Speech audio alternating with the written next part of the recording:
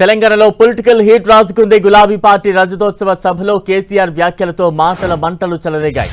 BJP Congress లపై కేసీఆర్ చేసిన వ్యాఖ్యలు తీవ్ర దుమారాన్ని రేపుతున్నాయి. కాంగ్రెస్ తెలంగాణకు వెళ్లనంటూ కేసీఆర్ సంచలన వ్యాఖ్యలు చేయడం ఇప్పుడు చర్చనీయాంశమైంది. అటు బీజేపీపై కేసీఆర్ తీవ్ర విమర్శలు గుప్పించారు. 11 ఏళ్లు అధికారంలో ఉన్న తెలంగాణకు 11 రూపాయలు కూడా ఇవ్వలేదని మండిపడ్డారు. అయితే కేసీఆర్ వ్యాఖ్యలకు కాంగ్రెస్ బీజేపీ కౌంటర్ ఇచ్చాయి. అధికారం పోయిందన్న అక్కసు కేసీఆర్ లో కనిపించిందని సెటైర్లు వేశారు. కేసీఆర్ అవకాశవాదిలా మాట్లాడారని కాంగ్రెస్ మంత్రులు విమర్శించారు. ఎల్కతుర్తి సభలో కేసీఆర్ పచ్చి అబద్దాలు మాట్లాడారని బీజేపీ ఎమ్మెల్యే రాజాసింగ్ తీవ్ర ఆగ్రహం వ్యక్తం చేశారు.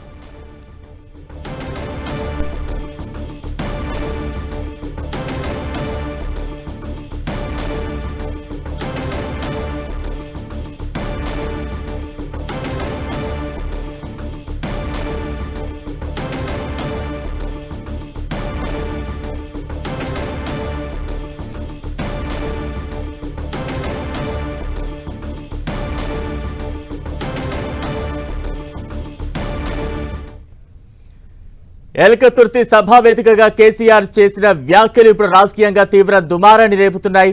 ఈ నేపథ్యంలో కేసీఆర్ చేసిన వ్యాఖ్యల నేపథ్యంలో ఇటు బీఆర్ఎస్ నుంచి కావచ్చు, బీజేపీ నుంచి కావచ్చు, కాంగ్రెస్ నుంచి కావచ్చు ఎటువంటి రియాక్షన్స్ వస్తున్నాయి ఇవన్నీ తెలుసుకునే ప్రయత్నం చేద్దాం.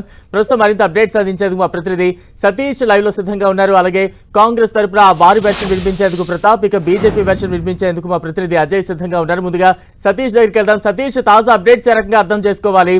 కేసీఆర్ వ్యాఖ్యలతో రాజకీయంగా ఎటువంటి దుమారం రేగుతోంది? ఎల్కతుర్తి వేదికగా కేసీఆర్ రాజకీయ మౌనం వీడారని చెప్పుకోవచ్చు. చాలా ఏళ్ళుగా కేసీఆర్ మౌనం వహిస్తున్నారు. కాంగ్రెస్ అధికారంలో వచ్చిన తర్వాత బీఆర్ఎస్ తరఫున కేసీఆర్ ఎలాంటి కార్యాచరణ ముందుకు వెళ్తారో అనే అంశాలను కూడా ప్రస్తావించకుండా ఏడాది కాలం పాటు కేసీఆర్ రాజకీయ మౌనం పాటించడం, నిన్న రాజకీయ మౌనం వీడి కేసీఆర్ కాంగ్రెస్ అదేవిధంగా బీజేపీ రెండు పార్టీలను టార్గెట్ చేస్తూ విమర్శలు చేయడం జరిగింది. ప్రధానంగా రాష్ట్రాన్ని పాలిస్తున్నటువంటి కాంగ్రెస్ పైన తీవ్ర స్థాయిలో కేసీఆర్ ధ్వజమెత్తారు. ఎందుకంటే ఏడాది కాలం పూర్తి చేసుకున్న తర్వాత ఇచ్చిన హామీలను నెరవేర్చడంలో విఫలమైంది. అన్ని రంగాల్లో కాంగ్రెస్ పాలన ఫెయిల్ అయిందని చెప్తూనే ఇటు కాంగ్రెస్ తెలంగాణకు #1 విలన్ అని చెప్పి కూడా ప్రస్తావించడం జరిగింది. ఇది ఏడాది కాలంలో అభివృద్ధి సంక్షేమ విషయం కావచ్చు, గత ప్రభుత్వం ప్రవేశపెట్టినటువంటి పథకాల కొనసాగింపు కావచ్చు, ఇచ్చిన హామీలను నెరవేర్చడం వంటి అంశాలు కావచ్చు, ఇవన్నిటిలో కూడా దాదాపు కాంగ్రెస్ ప్రభుత్వం ఫెయిల్ అయిందని చెప్పి విమర్శించడం జరిగింది. ఇటు దాంతోపాటు ఇటు కాంగ్రెస్ మొదటి నుంచి కూడా తెలంగాణకు ఒక విలన్ పాత్ర పోషిస్తుంది. ఇటు తెలంగాణ ఇవ్వడంలో కావచ్చు, గతంలో నిజాం ప్రభుత్వం నుంచి ఇటు ఉమ్మడి ఆంధ్రప్రదేశ్లో విలీనం చేయడం కావచ్చు, తర్వాత తెలంగాణ ఏర్పాటు విషయంలో కావచ్చు, ఇవన్నిటి విషయంలో కాంగ్రెస్ ఒక విలన్ పాత్ర పోషిస్తుందని చెప్పి కాంగ్రెస్ పార్టీ పైన తీవ్రంగా ధ్వజమెత్తడం జరిగింది. దీంతో పాటు ఇటు కాంగ్రెస్ సంబంధించినటువంటి కొంతమంది నేతలు కమిషన్లకు కకృతిపడుతున్నారు, పాలన గాడి తప్పింది, రాష్ట్రంలో సరిగా పాలన కొనసాగించడం లేదని చెప్పి విమర్శించడం జరిగింది. ఇక రాబోయే రోజుల్లో తాను ఏ రకంగా కాంగ్రెస్ పైన పోరాటం చేయబోతున్నానని మాత్రం ఒక స్పష్టత ఇచ్చారు. ఇక రానున్న రోజుల్లో ఖచ్చితంగా ప్రజల్లో ఉండి పోరాటాలు కొనసాగిస్తానే అంశాన్ని మాత్రం కేసీఆర్ ప్రధానంగా ప్రస్తావించడం జరిగింది. ఇటు మంత్రివర్గం కావచ్చు, సీఎం రేవంత్ రెడ్డి కావచ్చు, ఎవరి పేర్లు ప్రస్తావించకుండానే కాంగ్రెస్ పార్టీ పైన కూడా కేసీఆర్ తనదైనటువంటి శైలిలో వ్యంగ్యాస్త్రాలు సంధిస్తూనే విమర్శలు చేయడం జరిగింది. ప్రస్తుతం అయితే కేసీఆర్ కాంగ్రెస్ పార్టీ పైన చేసినట్టు విమర్శలు మాత్రం కొంత రాజకీయంగా హీట్ పెంచాయని చెప్పుకోవచ్చు. దీంతో పాటు ఇటు బీజేపీ పైన కూడా ఇటు తనదైన శైలిలో విమర్శలు చేయడం జరిగింది. 11 ఏళ్ల పాలన కొనసాగిస్తున్నటువంటి బీజేపీ ఇటు తెలంగాణకు కనీసం 11 రూపాయలు కూడా నిధులు ఇవ్వడం లేదు. ఆనాడు బీఆర్ఎస్ కావచ్చు, ఇప్పుడు కాంగ్రెస్ కావచ్చు, ఇటు రాష్ట్రాన్ని మాత్రం నిధులు ఇవ్వడం లేదని చెప్పి బీజేపీ పైన కూడా తీవ్ర స్థాయిలో ఆరోపణలు చేయడం జరిగింది. ఒక సున్నితమైన అంశాన్ని కూడా కేసీఆర్ తీసుకురావడం జరిగింది. ఇటు ఆపరేషన్ కగార్ నక్సల్ సేర్వేతలో భాగంగా ఇటు కేంద్ర ప్రభుత్వం చేపట్టినటువంటి ఆపరేషన్ కగార్ను ప్రస్తావించడం జరిగింది. ఇది పార్టీ తీర్మానంగా లైన్ లో ఉండండి. కేసీఆర్ వ్యాఖ్యలకు కాంగ్రెస్ ఏ రకంగా రియాక్ట్ అవుతుంది? ఇప్పటికే పలువురు మంత్రులు అయితే కౌంటర్లు ఇస్తున్న పరిస్థితి మనం చూస్తూ ఉన్నాం. కాంగ్రెస్ లో ఎటువంటి సిచ్యువేషన్ నెలకొంది ఇవన్నీ తెలుసుకునే ప్రయత్నం చేద్దాం. మా ప్రతినిధి ప్రతాప్ సిద్ధంగా ఉన్నారు. ప్రతాప్,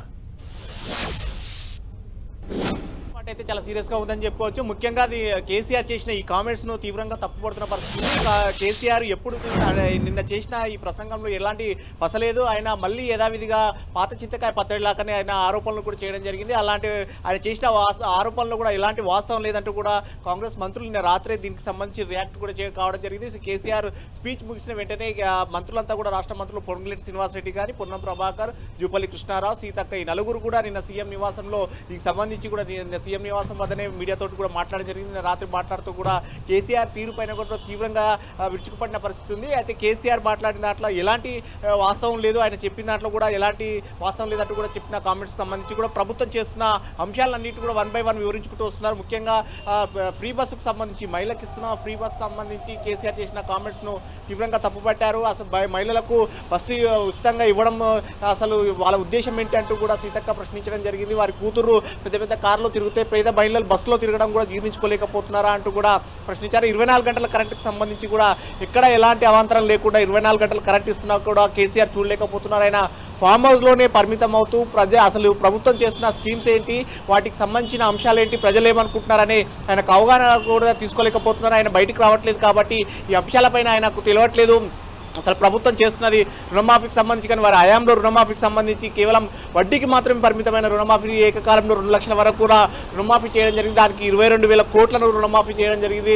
రైతు భరోసాకు సంబంధించి కానీ అదేవిధంగా అంశాలకు సంబంధించి 1 by 1 అంశాలకు అన్నిటికి సంబంధించి కూడా మంత్రులంతా కూడా వివరించుకుంటూ వస్తున్నారు. అయితే సభకు సంబంధించి కొన్ని ఆటంకాలు చేస్తున్నామనే దాన్ని కూడా తీవ్రంగా తప్పుపట్టడం జరిగింది. పొంగులేటి శ్రీనివాసరెడ్డి ఈ అంశాన్ని కూడా మాట్లాడుతూ కూడా ఖమ్మంలో తాము నిర్వహించిన సభకు ఆర్టీసీ బస్సులను ఇవ్వకుండా అడ్డుకున్నారు అప్పుడు వారి హయాంలో.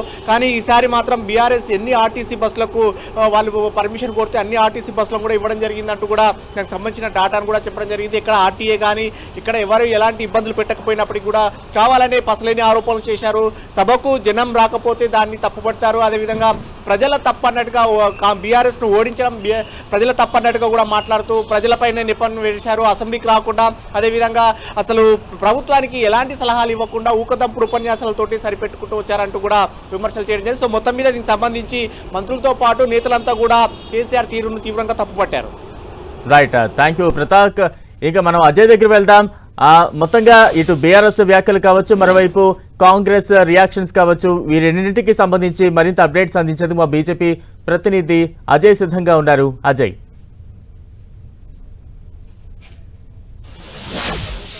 నిన్న రజతోత్సవ సభలో సీఎం ఏదైతే మాజీ ముఖ్యమంత్రి కేసీఆర్ మాట్లాడినటువంటి మాటలపైన ఇప్పటికే బీజేపీ నేతలు ఇద్దరు కూడా స్పందించడం జరిగింది. ఒక పక్క ఎంపీ రఘునందన్ నిన్న 10 TV నిర్వహించినటువంటి డిబేట్లో పాల్గొన్నాడు. అదేవిధంగా ఎమ్మెల్యే రాజాసింగ్ దీనిపైన స్పందిస్తూ ఒక వీడియోను కూడా రిలీజ్ చేసినటువంటి పరిస్థితి. వీళ్ళిద్దరూ కూడా కేసీఆర్ మాట్లాడినటువంటి మాటలను తప్పుపట్టారు. ముఖ్యంగా మెదక్ ఎంపీ రఘునందన్ మాట్లాడుతూ కూడా కేసీఆర్ మాట్లాడిన దాంట్లో కొత్తగా ఏముంది, గత 10 ఏళ్లుగా బీజేపీని ఏ విధంగా విమర్శించారు, ఇప్పుడు కూడా అదే విమర్శిస్తున్నారు. 10 ఏళ్ళు అధికారంలో ఉన్నప్పుడు ఏ నిధులు ఇవ్వట్లేదంటూ ఆయన విమర్శలు చేస్తారు, ఇప్పుడు కూడా అదే విమర్శలు చేస్తారు. ఆ విమర్శలు చేసినందుకే కేసీఆర్ను ఇంట్లో కూర్చోబెట్టారు ప్రజలు. కానీ తెలంగాణకు కేంద్రం ఇవ్వాల్సినటువంటి నిధులు ఇస్తుంది అంటూ కూడా ఆయన మాట్లాడినటువంటి పరిస్థితి కనపడుతుంది. ముఖ్యంగా ఆయన మాట్లాడిన దాంట్లో 2 అంశాలు తప్ప, ఒకటి పోలీసులను హెచ్చరించడం, అదేవిధంగా ఆపరేషన్ కగార్ను ఆపాలి అని మాట్లాడడం తప్ప అంతకు మించి ఆయన కొత్తగా మాట్లాడింది ఏముందంటూ కూడా ఆయన ఎద్దేవా చేసినటువంటి పరిస్థితి కనపడుతుంది. గత కాంగ్రెస్ పాలన పైన కూడా ఆయన